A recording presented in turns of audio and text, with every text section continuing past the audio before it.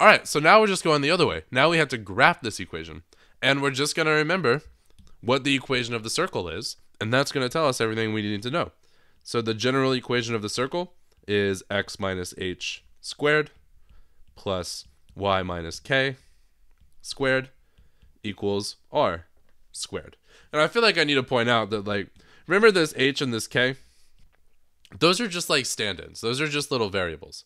So the fact that they're h and k just doesn't matter at all.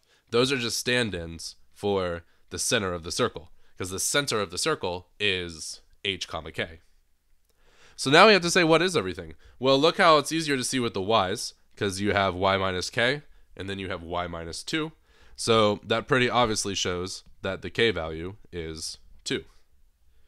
But then notice with the x, it's x minus h up here, but this is plus 3.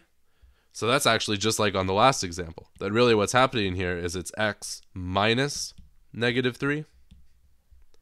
And so that means the x coordinate is negative 3.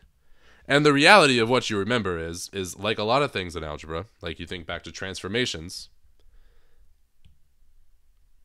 these are just the opposite sides. So you have that x plus 3, that means it should be a minus 3. You have y minus 2, that means it should be a positive 2.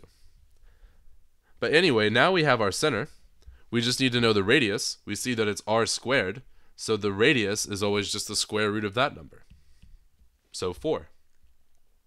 And now we should be able to graph it. So we have our center of negative 3 comma 2, and we have our radius of 4.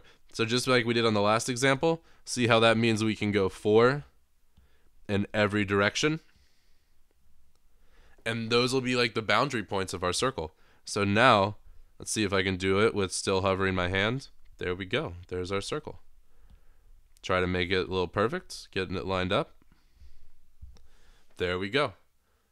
And so remember what this means. What does it actually mean when you find a graph? It's important to keep that in mind. So what that means is any point that this goes through, like it's not going to be exact, but that point right there, that's saying, what is that? That's like maybe 0, comma 0.6, or actually the other way around, kind of 0.6, comma 0-ish.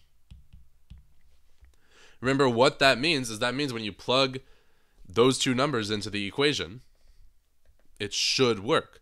Should we test that? So remember 0.6 we just rounded. But let's see. Let's not plug in that for x. Let's see what happens when we plug in 0 for y. If we plug in 0 for y, what do we get when we solve for x? Well, we have 0 minus 2, so that's negative 2, squared, so that's 4. Go ahead and subtract that to the other side.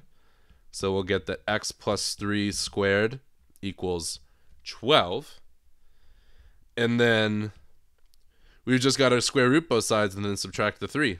So we'll get that x equals negative 3, because we subtracted the 3, plus or minus the square root of 12.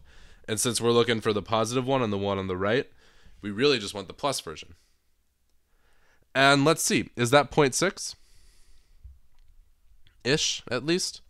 So if we do, what was it, negative 3 plus the square root of 12, that's 0.4. Ah, look, because our circle's not very good, actually. Should I try to make that circle actually perfect? Like there, and then there, and then now you can see, yeah, that is a little less than half. That is about 0.46. Beautiful. But so see, we did two things there. We graphed the equation by just knowing the equation of the circle and just plugging in what we need to plug in. And then we just kind of confirmed. We just did a little example point. We saw we had that point right there, about a little less than half, comma 0.